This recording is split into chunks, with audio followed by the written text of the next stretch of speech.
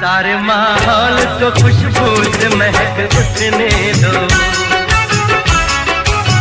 सारे माहौल को खुशबू से महक उठने दो, सारे माहौल को खुशबू से। महाविद्यालय आज श्री निखिल कुमार जी की उपस्थिति से हर्षित है। मेरा अनुरोध है प्रधानाचार्य प्रोफेसर प्रवीण कुमार जी से उनका स्वागत पुष्पगुच्छ से करें तथा उनका सम्मान शॉल तथा प्रतीक चिन्ह से करें। ज्ञान की ज्योति जले, करो अनुग्रह हे नारायण। ज्ञान की ज्योति जले, ज्ञान की ज्योति हे नारायण। इस कॉलेज को बनाने वाले पूज्य सत्येंद्र बाबू थे। सत्येंद्र बाबू अगर नहीं होते तो आज एएम कॉलेज नहीं होता और मगध विश्वविद्यालय नहीं होता। छात्र यहाँ जाते हैं, 15,000 के लगभग छात्र हैं, वहां हम लोग 0 पा रहे हैं। अगर वो रहता तो सचमुच माननीय मंत्री महोदय एएम कॉलेज को 8++ जरूर आता। इसलिए मैं एएम कॉलेज की उस नैक टीम को भी धन्यवाद देना चाहता हूं। ये सबसे पहले ऑनलाइन मोड में पढ़ाने का श्रेय अगर किसी को जाता है तो हमारे शिक्षकों को जाता है। एएम कॉलेज के शिक्षकों ने कोविड काल में जितना जो मटेरियल राजभवन में अपलोड किया है, पूरे बिहार के और क्षेत्र में भी काम करने की जरूरत है और ऐसा नहीं है कि माननीय मुख्यमंत्री जी से हम लोगों ने जो लिया फिर नहीं दिया जा सकता है। माननीय अशोक चौधरी जी, पूज्य निखिल बाबू यहाँ बैठे हुए हैं। प्रधानाचार्य महोदय आप पकड़िए, चीजें नहीं पकड़ पाए तो पकड़िए, दोनों को ले जाइए, अभी बहुत सारा काम है, करवाइए आप। तो 21-23 जो बैच का है उनका नवंबर में कन्वोकेशन होगा, उनको भी डिग्री उसी समय मिल जाएगी। गवर्नमेंट तो दे रही है स्कॉलरशिप, कन्या उत्थान में 50,000 दे रही है बच्चों को, मेरे ख्याल से सबको, लड़कियों को दे रही है। इसी तरह से और स्कॉलरशिप SC/ST को भी मिलता होगा, OBC छात्राओं को भी गवर्नमेंट दे रही है। लेकिन आप एकेडमिकली बच्चों को कितना स्ट्रॉन्ग कर रहे हैं वो ज्यादा इंपॉर्टेंट है। इन छात्रों के लिए बड़ा अच्छा एक निर्णय लिया है कि आपके पास जो फैकल्टी आपको पढ़ा रहे हैं या पढ़ाते हैं, अगर कोई छात्र चाहता है कि हमें कोई बाहर से, चाहे विद इन द स्टेट या आउट ऑफ स्टेट, कोई बहुत अच्छा फैकल्टी या टीचर है, प्रोफेसर है, उससे भी आप बच्चों को एक्स्ट्रा विजिटिंग क्लासेस करवा सकते हैं। आप भी उस मीटिंग में थे। उसको हमने विजिटिंग फैकल्टी और एक्सपर्ट लेक्चर के नाम पे 500 rupees per lecture with maximum of 1 teachers 25,000 किया है। हम समझते हैं कि इससे आप लोगों की प्रतिभा बढ़ेगी, अपने नॉलेज को और ज्यादा बढ़ाना चाहते हैं, आप एक्सपर्ट बुलवाइए, एक्सपर्ट फैकल्टी बुलवा के एक्स्ट्रा क्लास करवाइए। और ये बच्चे क्यों नहीं आएंगे क्लास में? 75% अटेंडेंस कंपल्सरी क्यों नहीं करते? मैंने कहा ये तो बहुत प्रैक्टिकल बात है, हमारे ऑर्डिनेंस में है कि 75% अटेंडेंस बच्चों के लिए कंपल्सरी हो जाए, और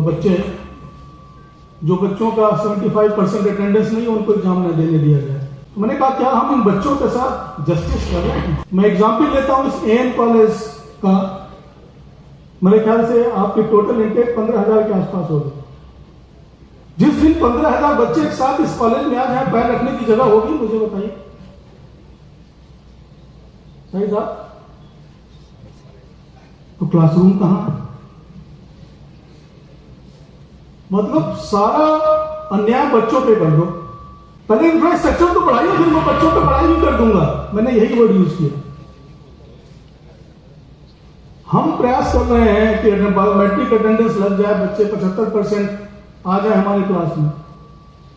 वेयर इज द इंफ्रास्ट्रक्चर?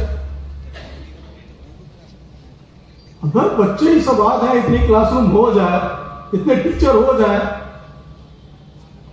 तो बच्चे भी आने चालू हो जाएंगे।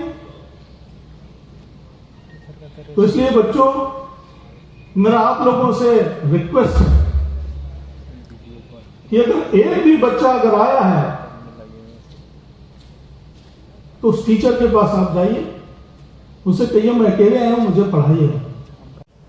मंच पर उपस्थित पाटलिपुत्रा विश्वविद्यालय के वाइस चांसलर सम्मानित आर.के. सिंह जी, मगध विश्वविद्यालय के सम्मानित कुलपति और साहिब जी, बराबर एजुकेशन के मामले में कुछ न कुछ चर्चा, क्योंकि बहुत क्लोज हमसे रहे, चर्चा करते रहे। 15 में विधानसभा का चुनाव हुआ, कांग्रेस के हम अध्यक्ष थे, हमें एजुकेशन विभाग दिया गया।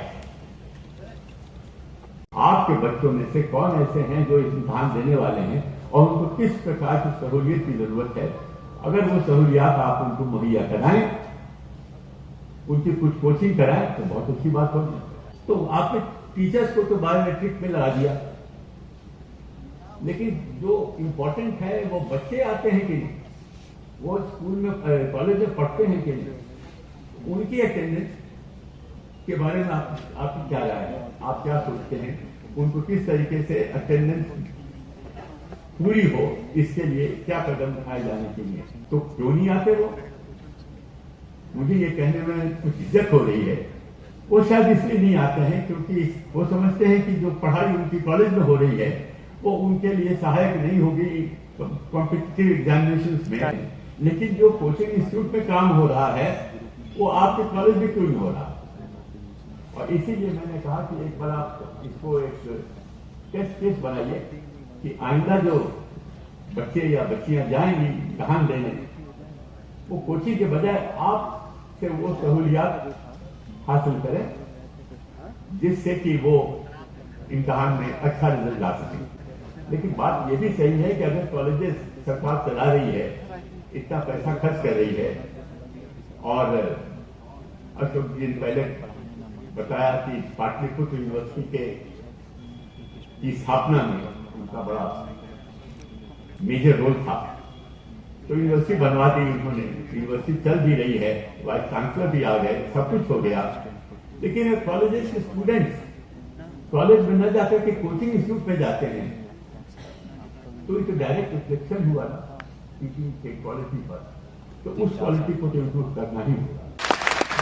कॉलेज के बच्चों ने इतना अच्छा रिजल्ट किया है।